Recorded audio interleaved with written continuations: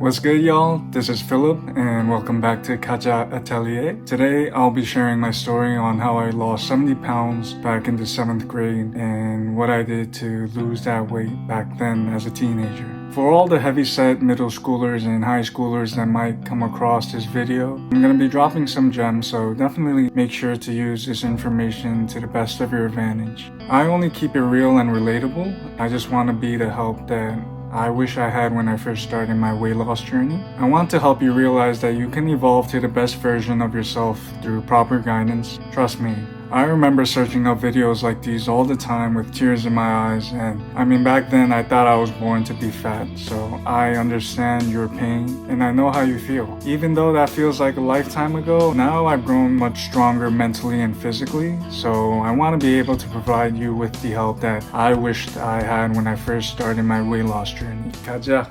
So growing up, your boy was chubby out here. I was always doing the t-shirt pull down fix method.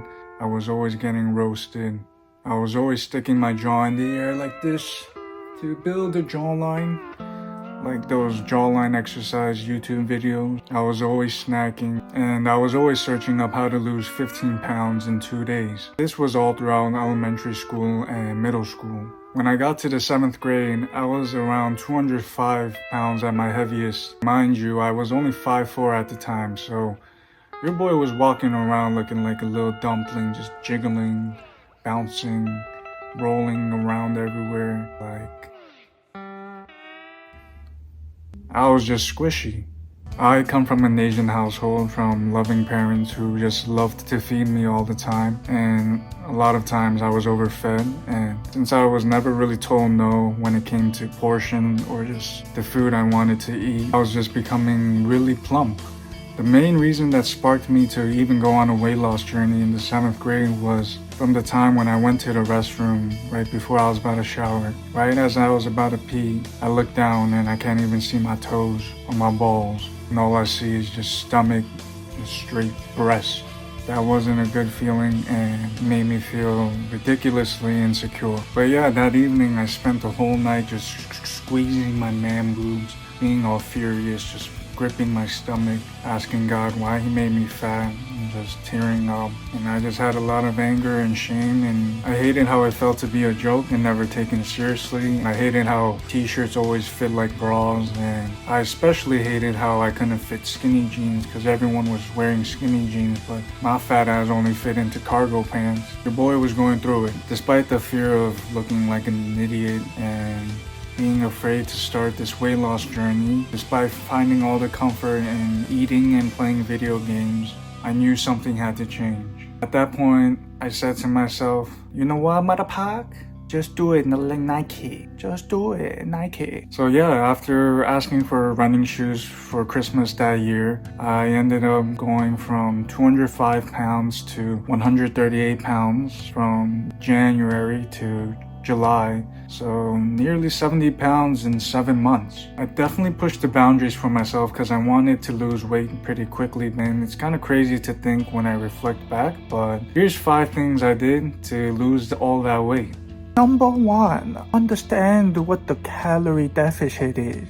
So when I first looked into losing weight, all I was reading was about caloric deficits. A caloric deficit is pretty much when your body is burning more calories than you consume. So as long as you're consuming fewer calories or increasing physical activity or both, you're bound to lose weight. I started off by going on a calorie maintenance calculator website to find the amount of calories I needed to consume to maintain my current weight, and you can find that website right here.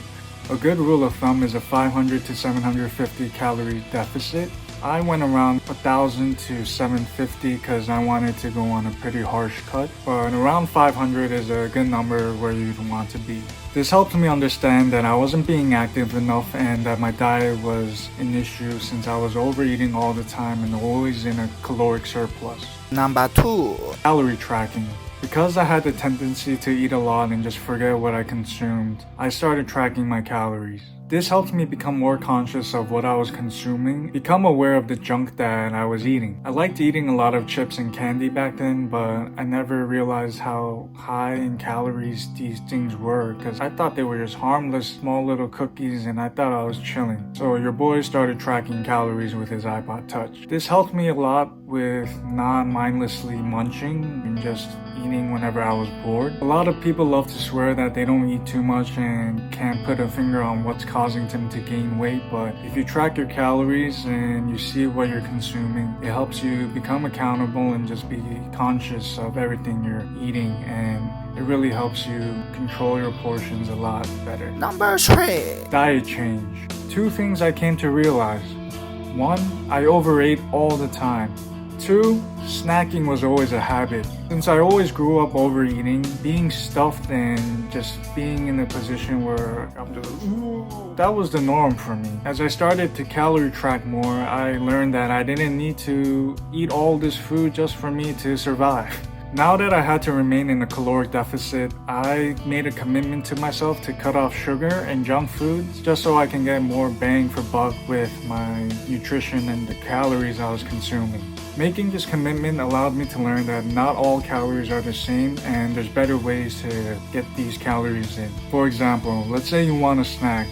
If you eat an apple for 90 calories, that's gonna keep you much fuller than eating 13 Haribo gummy bears for 100 calories. Knowing my fat ass, 13 gummy bears is not enough. I would need 150. I cut off all soda, chips, candy, and junk food for 6 months strictly. I stuck to it and I replaced everything with much more nutritious food that had more protein and fiber. Lots of chicken salads, boiled eggs, tofu and kimchi, Korean bulgogi, chicken breast, summer rolls with shrimp, cold soba noodles. Nutritional food that was simple and delicious. I'd usually have 1 or 2 meals and I'd track it relatively loosely using my fitness pal. Number 4. Became more active. Since my goal was to lose weight as fast as I can, I knew that exercise would help me out with my caloric deficit, and I stopped playing video games as much, went outside, started touching grass and being more active. It was such a difficult process trying to get myself to hop on that treadmill for the first time. But your boy endured the pain and made it through, and now he's here. I remember running on that treadmill the first time, and just after 15 minutes I was like, hell nah, being fat is the way. Being fat is good. I'm all set, I'll be fat. But even though I had those thoughts, somehow I kept through. My chest would be on fire from all the huffing and puffing I was doing, and my legs would feel so sore after these workouts since I was carrying all that weight. I would tear up thinking how impossible this felt, but despite having those emotions, I told myself when I started this journey that I was going to get it done, no matter how lazy I felt and no matter how unmotivated I felt. I was sick of feeling like nothing, so I knew I had to just stick with it. 3 days of being consistent led to 1 week of being consistent to a month of consistency, and it just got better and better. I ran literally every day for 6 months in 2013. I would either complete an hour 30 minutes of a HIIT workout on the treadmill, or I'd run outside, along with playing basketball at the park. I always aimed to burn 750 calories whenever I hopped on the treadmill. And since I also played a lot of basketball, I was in a pretty large caloric deficit. Without a doubt, starting to become consistent was the hardest part of the journey. Finding the motivation to keep continuing on felt so impossible to find, as I didn't see any results throughout the first few days. But sometimes you just gotta put your faith and trust into the process. Put that hoodie over your head and just work. Real work will make that caloric deficit happen. And remember, numbers don't lie, so you can't cheat around being in a caloric deficit if you're tracking everything and holding yourself truly accountable. But yeah, the moment I started to see real progress, like a flatter stomach, building a conscious mind to say no when being offered junk food or snacks, having better exercise endurance, I began to build faith in myself and realize like, oh wow, I actually can stick to something and do it. It takes a lot of willpower and getting started sucks like a motherfucker, but it's possible. Number 5. drank more water. I drank more water to keep myself full throughout the day, especially when I was getting bored or I knew I just wanted to snack on something. I would drink water before a meal and during workouts as it would help my metabolism. And I drank more sparkling water to just keep my stomach full from all the carbonation. But yeah, these are the 5 habits that ultimately helped me lose 70 pounds in 7 months. Even though the weight loss journey was really hard to start, showing up every day and being able to tell myself that I could do it really changed everything for this process. At first, it felt impossible, just like a little Asian boy convincing his mom that getting a D on his exam was okay. But every drop of sweat, every workout that I forced myself to go through, every choice that I made to keep continuing on even though I wanted to quit, those decisions helped me build the strength, not just in my body, but especially in the mind. It allowed me to start stacking healthy habits and building a chain of yeses for the day. Like, did I start the day off by drinking water? Yes. Did I get my workout of the day in? Yes. Did I eat meals that were full of nutrition? Yes. Did I restrain myself from junk food? Yes. Did I remain in a caloric deficit for the day? Yes. I was able to build these healthy habits because my mind was ultimately telling me, yes, I am able to do these things.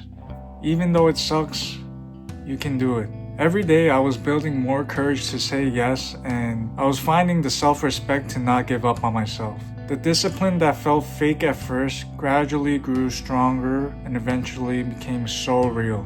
Now, if I were able to run it back and become the 7th grade Phillip again, there's definitely things I would do differently for sure. But that's for the next video.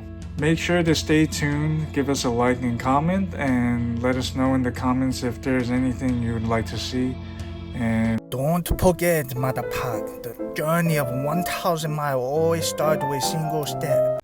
peace.